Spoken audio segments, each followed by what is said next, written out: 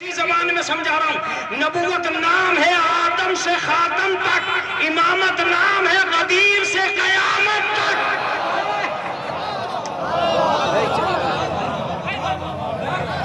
امامت نام ہے،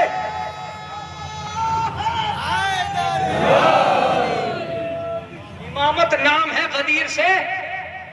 بہت بڑی بحث سنی ہوگی آپ نے دوسرے مولاناؤں کے ذریعے سے کہ مولا کے معنی ناصر ہیں، مولا کے معنی مددگار ہیں، مولا کے معنی یہ ہیں، مولا کے معنی وہ ہیں۔ اما میں نے کہا کیا ٹینشن دے رہا ہے خامخواہ؟ مولا کے معنی یہ ہیں اور مولا کے معنی وہ ہیں، بحث مولا کی چھیڑنا قرآن مجید سے۔ 70 معنی سمجھے گا تو؟ میں تو ایک ہی چیز سمجھتا ہوں کہ غدیر کچھ بھی نہیں ہے، ایک سردار دوسرے سردار کو ذمہ داری دے رہا تھا، اس کا نام ہے غدیر۔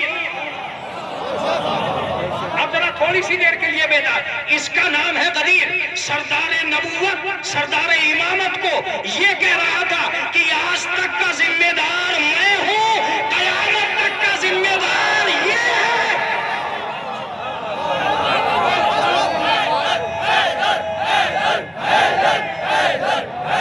کچھ نہیں ہوا، یہ کہنا ہی غلط ہے یار۔ یہ مانا اور وہ مانا، کون الجھے گا یہ مانا؟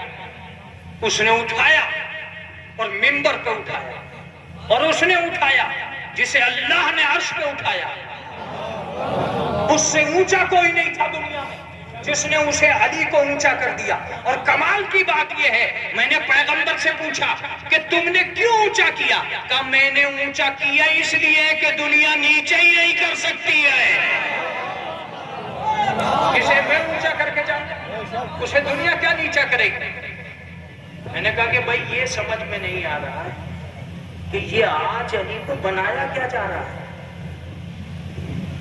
جو پہلے ہی سے بنا ہوا ہو اسے کون کیا بنائے گا؟ یہ لفظ ہی غلط ہے خدا کی قسم کہ علی کو مولا بنایا گیا، اسی پہ تو جھگڑا ہوا ہے۔ بنایا نہیں گیا، بتایا گیا ہے۔ آپ بیدار نہیں ہیں؟ بنے تو پہلے سے تھے، علی اگر پہلے سے مولا نہ ہوتے تو مولا بنانا ٹھیک ہے؟ جو پہلے ہی سے مولا ہو اسے بنانے کا کیا مطلب؟ اس کا مطلب غدیر میں بنانے نہیں آئے تھے، بتانے آئے تھے۔ جملہ ہے جو رائے گا جا رہا، اس کا مطلب غدیر میں مولا بنانے نہیں آئے تھے، بتانے آئے تھے کہ یہی مولا ہے۔ آخری مرتبہ میں کہہ رہا ہوں، اب قیامت تک کا ذمہ دار یہی ہے۔ تو بتانے آئے تھے، بنانے نہیں آئے تھے۔ اگر بنانے آئے ہوتے تو اس واقعے کو تاریخ بنیاد ولایت لکھتی، اعلان ولایت نہ لکھتی۔ آپ بیدار نہیں ہے خدا کی قسم، بنیاد ولایت نہیں لکھتی، اعلان ولایت لکھتی۔ بنیاد بنانے کو کہتے ہیں، اعلان بتانے کو کہتے ہیں۔ اس کا مطلب منصوبہ کہیں اور بنا ہے، اعلان کہیں اور ہوا ہے۔ یہی تو ہے۔ دیکھیے بگرے میں تو میں نے بہت لمبی پڑھی تھی، بگرے میں یہ چیز میں نے بہت لمبی پڑھی تھی۔ میں اس میں کی 3 چیزیں پڑھتا ہوں۔ منصوبہ کہیں اور بنا، اگر منصوبہ کہیں اور نہ بنا ہوتا تو جب جبریل یہ کہہ رہے تھے بلغ ما انزل الیک، وہ پہنچاؤ جو تم تک پہنچایا جا چکا، تو یہ بھی بتا دیتے کیا پہنچایا جا چکا۔ ان کا نہ بتانا بتاتا ہے کہ انہیں بھی پتہ نہیں تھا۔ میں نے جبریل سے پوچھا وہ کون سا حکم ہے جو تیرے بغیر آیا ہو؟ کہا یہ تو مجھے پتہ نہیں ہے کہ کون سا حکم ہے، میں نے تو کبھی پیغمبر کو چھوڑا ہی نہیں ہے۔ تو میں نے کہا حکم تیرے بغیر آ کیسے گیا؟ تو کوئی نہ کوئی حکم تو ہے، جہاں میں نہیں تھا صرف پیغمبر تھے۔ میں نے کہا جبریل کیا کوئی ایسا بھی موقع آیا ہے جہاں تو نہیں تھا اور تنہا پیغمبر تھے؟ کہا اور تو کوئی موقع نہیں ہے، ایک رات ایسی آئی تھی کہ رسول آگے نکل گئے تھے، میں پیچھے رہ گیا تھا۔ آپ کے سننے کی قسم، آپ کے سننے کی قسم، جو جملہ میری اپنی خطابت کا سب سے حسین جملہ ہے وہ سنیے۔ میں نے کہا تو کہنا کیا چاہتا ہے؟ کہ مجھے ایسا لگ رہا ہے کہ منصوبہ بنا تھا معراج میں، اعلان ہوا ہے غدیر میں۔ منصوبہ بنا تھا معراج میں اعلان ہوا ہے، غدیر میں تم بیدار تو ہو، اعلان ہوا ہے غدیر میں. میں نے کہا بھائی ذرا ہوشیاری سے بتا بات کیا ہے. کہ مجھے تو ایسا لگتا ہے کہ راز ولایت کا نام ہے معراج اور اعلان ولایت کا نام ہے غدیر. جوان جاگ جائے، جوان جاگ جائے. راز ولایت کا نام ہے معراج، اعلان ولایت کا نام ہے غدیر. راز رات میں ہوتا ہے، اعلان دن میں ہوتا ہے.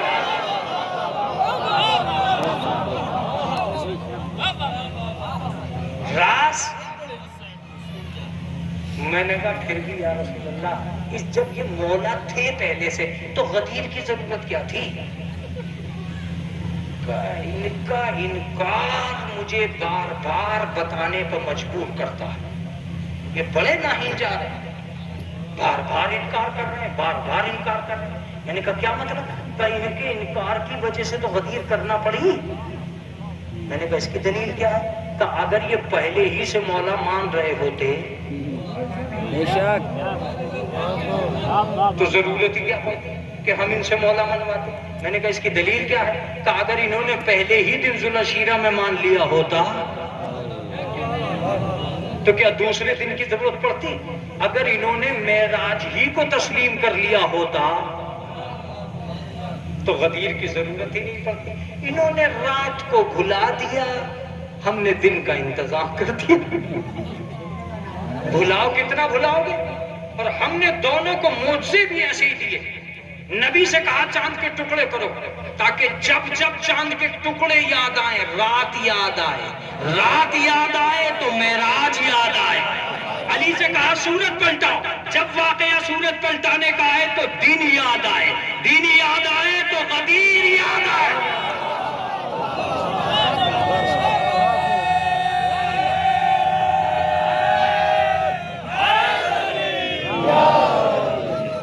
میں نے کہا چلیے صاحب یہ تو مان لیا آپ نے کہ غدیر میں آپ اعلان کر رہے کا سن. دو منصب ہیں، ایک آغاز ہے ایک انجام. غدیر تک سردار نبوت اور سردار امامت کا آغاز ہوا قیامت تک کے لیے. دونوں غدیر میں ہیں، امامت کا پہلا، نبوت کا آخری. ارے خدا کی قسم، میں نے تو غدیر کے منبر کے علاوہ یہ منظر ایک ہی جگہ دیکھا ہے. یا تو غدیر کے منبر پہ دو سردار تھے یا ابو طالب کی آغوش میں دو سردار تھے. کیا حسین جملہ ہے یہ. ایک بازو پر سردار امامت، ایک زانو پر سردار امامت اور دوسرے زانو پر سردار نبوت. ایک زینے پر امام اور ایک زینے پر نبی. ایسا لگتا ہے کہ ابو طالب کی محنت کا نتیجہ ہے غدیر. ابو طالب کی محنت کا نتیجہ ہے غدیر. یقیناً اب اس میں بہت ساری دلیلیں ہیں جو آپ کو دی جا سکتے ہیں، لیکن عزیزو میں اپنی اصلی بات کی طرف آ رہا ہوں. آپ کو امامت کے حوالے کیا پیغمبر اسلام، امامت کے حوالے. کہاں سے؟ غدیر خود سے. اب یہاں سے ایک ذمہ داری بنتی ہے کہ آپ اپنے امام کو یہ بتا سکو کہ آپ کون ہیں. میں تو ایک لفظ کہتا ہوں، وہ تو قیامت تک کے لیے امام بنا دیے گئے، ان کے نام بتا دیے گئے. آپ کو بتانا ہے کہ آپ کون ہیں. خدا کی قسم یہ بھی سن لیجیے، بلکہ برداشت کر لیجیے. اگر برداشت کر سکے تو. کچھ لوگوں کو نیند تو نہیں آ رہی. مجھ سے کہا گیا تھا کہ آخری مجلس سے 4-5 گھنٹے پڑھیں. ایک صلوات پڑھتے محمد والے.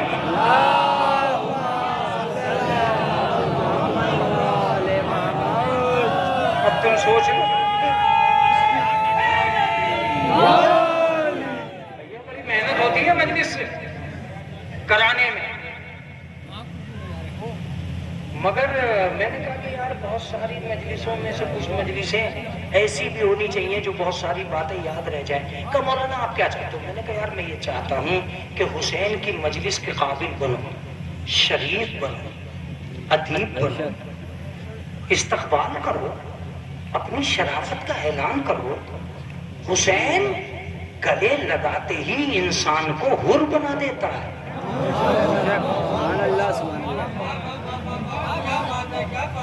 بہت توجہ سے سنیے گا. حسین زمین پر قدم رکھتے ہی خاک بلا کو خاک شفا بنا دیتا ہے. یہ کیسے ممکن ہے کہ حسین دل میں آئے اور دل نرم نہ ہو،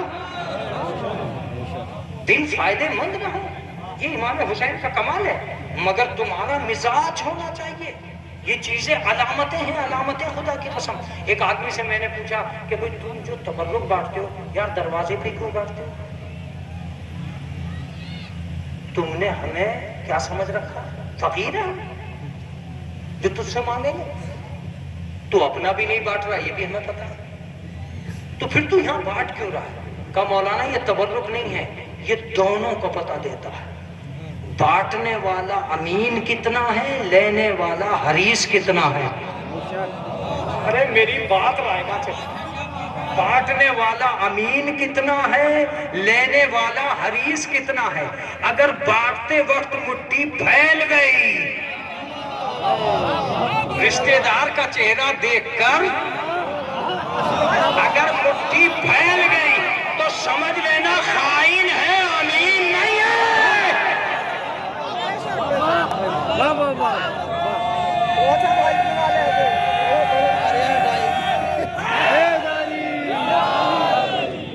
اور اگر لیتے وقت آپ نے کسی دوسرے کا پیر کچل دیا تو پتا چلا کہ یہ لینے والا مومن نہیں ہے، لالچی ہے.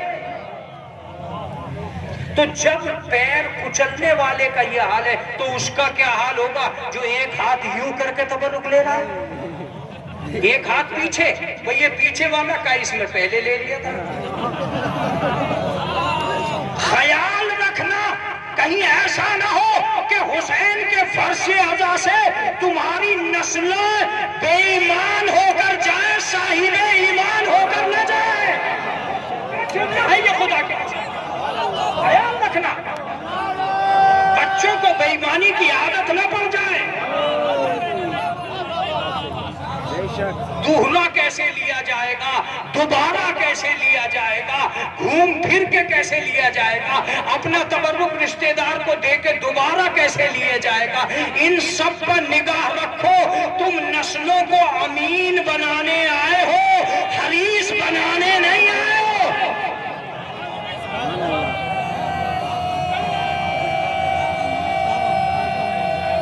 کیا کر رہے ہو؟ پورے محرم اس بات کا خیال رکھنا، پورے محرم اس بات کا. ایک اور سنو، ایک ساتھ جا رہے تھے تبرک لینے کے لیے، بہت اکڑ اکڑ کے. اب یہ بھیا جم میں سے آیا ہوا پٹھا، وہ بیچارہ گھر سے نکلا ہوا بڈھا. زیارتوں میں بھی تم نے دیکھا ہوگا کیسے کیسے پٹھان آتے ہیں زیارت کرنے کے لیے. پتا چلا کہ اگر 2 قدم آگے بڑھیں گے تو دوسرے کی پسلیاں توڑ دیں گے. ابھی تو زیارت کرنے آیا ہے یا طاقت کا مظاہرہ کرنے آیا؟ یہ حسین کا روزہ ہے، اکھاڑا نہیں ہے. ان سب باتوں کا خیال رکھنا چاہیے، ان سب باتوں کا خیال رکھنا چاہیے. جا رہا تھا، میں نے کہا یہ پہلوان یہاں سنو، آج تم تبرک نہیں لو، میرے ساتھ چلو. مولانا میں تبرک چھوڑ دوں؟ ارے میں نے کہا چھوڑ دے یار، کل تو لیا ہی تھا، ابھی تو پرسوں کا بھی نہیں کھایا گیا، وہ بھی سوکھ ہی رہا ہے. مگر یہاں سے لے جائے گا چاہے وہاں سوکھ جائے. چھوڑنے میں کائی جم گئی، اتنی جلیبیاں مل گئی کہ وہ ٹنگے ٹنگے سوکھ گئی. مگر وہاں سے تو لے ہی آیا،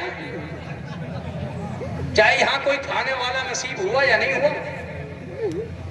کہیں ایسا نہ ہو کہ ضرورت کے خلاف بھی تمہیں لینے کی عادت پڑ جائے. ارے کیا جملہ کہہ رہا، اتنا لو جتنی ضرورت ہے، نہ سارے خاندان کا دے دے، چاہے خاندان کے 4 آدمی نہ ہو. اور چاروں کے چاروں نے یہی کہا کہ پورے خاندان کا دے دے. تو خاندان پھر تھا کتنا بڑا. ابے 4 ہی آدمی خاندان میں ہے, چاروں کا لے گئے, چاروں کا لے گئے. تو یہ ہوا کیا؟ اگر 4 روٹیوں کا خرچہ گھر میں نہیں ہے تو 2 روٹی واپس کرو تاکہ پتا چلے کہ تم حریص نہیں ہو, امین ہو. جس دن تبرک لیتے وقت روٹیاں واپس ہونے لگے سمجھنا قوم سنور رہی ہے. اور جب لینے ہی کی ہرس لگی رہے تو سمجھنا کہ لالچ بڑھ رہی ہے. اور لالچ کی انتہا نہیں ہے خدا کی قسم. میں نے اس سے کہا چھوڑ دے. کو نہیں, ارے مولانا کیسی تعلیم دے رہے ہو ہمیں تم, ہم اور ذرا تبرک چھوڑ دیں. میں نے کہا چھوڑ دے, کون سی آفت آ گئی, کل تو لے کر گیا تھا, آج نہیں چھوڑ سکتا. کہا بالکل نہیں, میں اور تبرک چھوڑ دوں. میں نے کہا اور اکڑ کے کہ میں اور تبرک چھوڑ دوں. یہ وہ کہہ رہا ہے جو سب کچھ چھوڑ چکا ہے. نماز چھوڑی اسے کوئی تعجب نہیں ہوا, روزہ چھوڑا اسے کوئی تعجب نہیں ہوا, بہن بھائی کا احترام چھوڑ دیا, ماں باپ کی خدمت چھوڑ دی, نہیں چھوڑا ہے تو تبرک نہیں چھوڑ رہا ہے. جو پورا دین چھوڑے بیٹھا ہے وہ جب تبرک نہ چھوڑے تب سوچنا کہ ہو کیا رہا. لہذا تمہیں اپنی عزاداری کو دینداری بنانا ہے, اور دینداری اسی وقت بن سکتی ہے جب تمہاری نگاہ امام حسین پر ہے. مجلس میں آؤ اور امام حسین کی خاطر, اس حسین کی خاطر جو تمہاری خاطر کربلا میں جتنا رونا, ایک لفظ پر رو بیٹھے, ایک لفظ پر رو لینا. میں نے سنا ہے کہ یہاں آخری مجلس میں گریہ بہت ہوتا ہے. میں آج دیکھنا چاہتا ہوں کہ تمہاری آواز امام زمانہ تک پہنچتی ہے یا نہیں. البتہ اتنا ضرور ہے کہ تم کتنا ہی رو مگر خون کے آنسو تو نہیں رو.